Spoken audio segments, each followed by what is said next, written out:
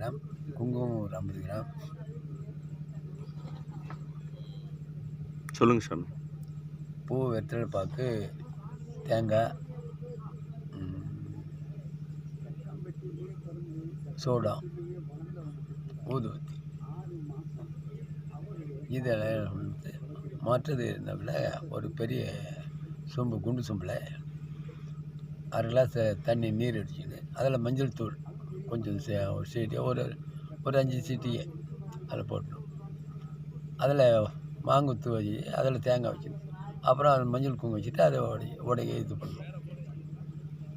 ஒரு சின்ன கிளாஸில் சில்வர் கிளாஸோ ஒரு செம்பு பாத்திரம் அதில் 1/2 கிளாஸ் தண்ணி வச்சுட்டு அதில் ஒரு 5 வகையான எண்ணெய், நல்லெண்ணெய், தேங்காய் எண்ணெய், கடலை எண்ணெய், விளக்கெண்ணெய், இலப்பெண்ணெய் ஒரு 50 கிராம் வைக்கணும். இந்த இலப்பெண்ணெய் தான் கொஞ்சம்